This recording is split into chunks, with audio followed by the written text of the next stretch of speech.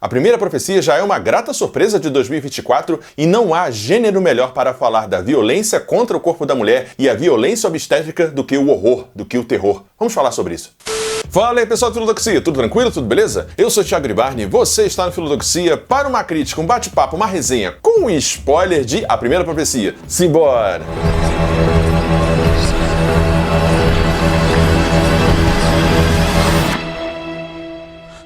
You don't have to be afraid.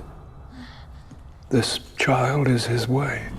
E aqui você já sabe, eu já vou pedindo logo, antes que mais alguma instituição, como a igreja aqui no caso, tente controlar nossos corpos e nossas vidas, deixa seu like maroto, se inscreve no canal caso ainda não tenha se inscrito. Se você estiver assistindo essa prévia por qualquer outro lugar que não o canal, passa lá pra prestigiar que ajuda muito, beleza? Então agora sim, bora começar! Bom, já vamos começar aí falando do clássico da década de 70, né? O primeiro, A Profecia, 1972, salvo engano, do mestre louva-a-Deus, um diretor que eu gosto muito, tem no meu coraçãozinho, Richard Donner. Ele é responsável pelos Goonies, Feitiço de Áquila, Superman, o clássico 1 e 2, que mais? Máquina Mortífera, o cara vai de gênero a gênero e entrega blockbuster de filmes de muita qualidade, e lá em A Profecia na década de 70, ele entregou um filme barato que contrapôs ali, né, ao sucesso de O Exorcista, um filme que é, como eu disse já, de baixo orçamento, mas que entrega muito bem a ideia dessa escatologia católica cristã, dessa ideia do anticristo, de uma possessão e etc, de uma maneira bastante interessante e que rivaliza, não é se rivaliza, mas assim, tá ali par e passo com o clássico, né, O Exorcista. E aqui em A Primeira Profecia, a Carter Stevenson, a diretora, deixa eu colocar a carinha dela aqui, primeiro longa dela, assim, né, de maior expressão, e que filme bom, que boa estreia pra ela, assim. A Caixa, ela se admite, né, fã do material original de Richard Donner, e isso fica evidente aqui nos primeiros minutos do filme, com boas referências, inclusive a sequências, mortes, etc. Mas o filme tem a sua própria identidade, tem a sua própria história, e a ideia que ela fala em entrevistas de trazer o feminino para esse universo de A Profecia é muito bem feito, é muito bem-vindo. Isso assim me comoveu num bom sentido, muito positivamente. A ideia do feminino aqui, com a participação de Sônia Braga, sim, Sônia Braga, Brasil, está no filme, um personagem muito bom e enraivante, inquietante, dá vontade de dar uns murros na cara dela. Sônia Braga no Brasil, só vi no final quando ela tirou o véu ali da freira safada lá, mas enfim, falando aqui da diretora Caixa, ela entrega sim uma ideia muito boa de fazer essa prequela, nessa frequência, com o papel do feminino dentro desse universo assim da profecia de uma maneira muito interessante. Já dá pra gente chamar um Momento Filosófico.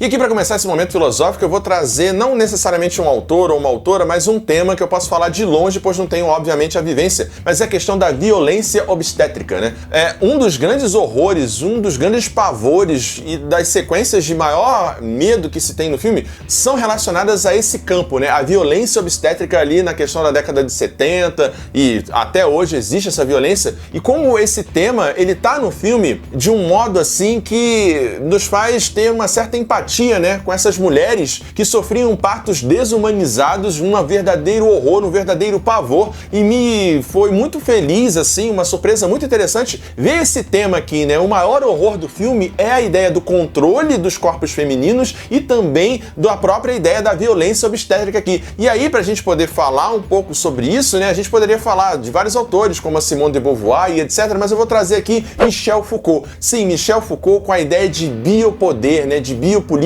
Você pegar a visão de uma instituição, no caso a igreja, em uma instituição de poder, né, uma instituição de sequestro, como os monastérios, mosteiros, etc, como diria Foucault, instituições de sequestro, como escolas, fábricas e tudo mais, mas é ali que você exerce o biopoder, ou seja, o poder sobre os corpos, e no caso aqui, o poder sobre os corpos femininos, o que pode ser castrado, o que pode ser cortado, o que pode ser ensanguentado, dilacerado, desumanizado. Então Foucault ajuda a gente a pensar de modo tangencial essa ideia do parto desumanizado, da violência obstétrica como um exercício de poder de instituições e de sociedade sobre o corpo feminino, como um corpo que pode ser largado, dilacerado, estripado, como se nada fosse, como se fosse um cidadão, um indivíduo de segunda categoria. Então o primeiro pensador aqui, Foucault. E continuando esse momento filosófico, eu queria chamar aqui Karl Marx. Sim, Karl Marx. Além da violência obstétrica, a questão do feminino aqui no filme, tem um tema ali bem de fundo, né? Que é ali a Espanha, nos anos de chumbo, ditadura na Espanha, em 1970, 73 ali, ali e tem a revolução, né? Você tem ali os jovens se revoltando. E me parece muito interessante você ter a percepção no roteiro da igreja mesmo em si,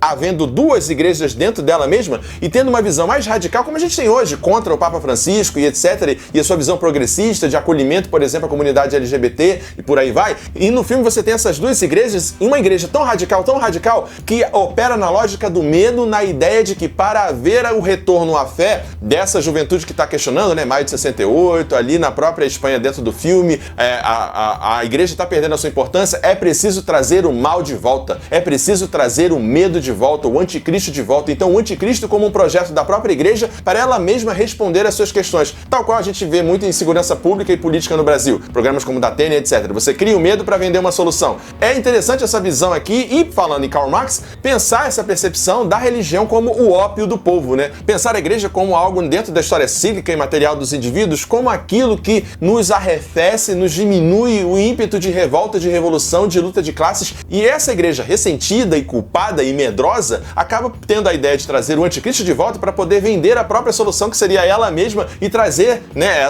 essa juventude e o mundo que está se secularizando de volta para o seu domínio, para o seu poder. Essa visão de Karl Marx, ópio do povo, a igreja, a instituição, ajuda a gente a pensar um pouco para além do filme. E ainda nessa perspectiva de religião, homem, sociedade, dá pra gente fechar esse momento filosófico com ele, quase sempre, figurinha carimbada aqui, Friedrich Nietzsche. Sim, Nietzsche com a ideia de religião, de ópio, né, também, como tem lá um pouco em Karl Marx, né, essa ideia de que você tem essa moral de rebanho. Não é a moral do senhor, é a moral do escravo. Então ali você tem um bando de fracos, as freiras, os frades, os cardeais, eles têm medo da força, da potência da juventude, da sexualidade, do domínio do corpo e etc. E por ter medo, os fracos, como diria Nietzsche, se juntam para combater o forte. No caso aí, por exemplo, a liberdade sexual, a liberdade sobre os corpos e tudo mais, né? Então é importante ou interessante pensar essa lógica de moral de rebanho em Nietzsche, como as igrejas agem muitas vezes castrando, diminuindo a nossa vontade de potência para exercer poder e exercer domínio e fazer uma lógica de, como é que o próprio Nietzsche vai dizer, do Sermão da Montanha, né? Bem-aventurados os fracos, os que têm fome, os que têm sede, os que choram. Quando Nietzsche diria que era para ser bem-aventurados os fortes, os que sorriem, os que dançam, os que têm potência. Dá para entender essa ideia? Então Nietzsche brinca com essa noção de que, na verdade, as religiões são moral de rebanho, enquanto a moral do super-homem, do Übermensch, do além do humano, é a moral desse sujeito que afirma a sua vontade de potência, sujeitos estes que afrontam a igreja e muitas das vezes são combatidos por essas instituições. Mas bora lá voltar para a crítica. Então assim, voltando a falar de aspectos técnicos, o filme para mim me surpreendeu muito positivamente, eu não estava esperando nada. Depois de tantas frequências, né, ou prequela, se você preferir, Halloween, que acabou muito mal, né, também você teve agora o Exorcista fazendo uma sequência muito também ruim, aliás, com os mesmos responsáveis aí do Halloween, e aí eu fui ver assim, meio desinteressado, mas foi um filme muito interessante porque ele tem uma qualidade técnica bastante competente, sabe? O uso de luz e sombras, a questão, por exemplo, da própria fotografia, da iluminação, né, que tem um tom sépia, assim, para evocar o ar setentista, os usos de zoom e enquadramentos que emulam o Richard Donner, o filme clássico de 70, né, aquele zoom que vai devagarzinho em alguns pontos de interesse, o trabalho com o simbólico, a trilha sonora também, que eu acho um pouco manipulativa, mas ao mesmo tempo boa lá no clássico, aqui também tem uma presença marcante da trilha sonora, o elenco é muito bom, sobretudo o elenco feminino. E aí, para falar de feminino aqui, pra gente fechar esse nosso bate-papo, essa nossa resenha, acho muito interessante a ideia, apesar do filme telegrafado no final e esse terço final ser um pouco previsível,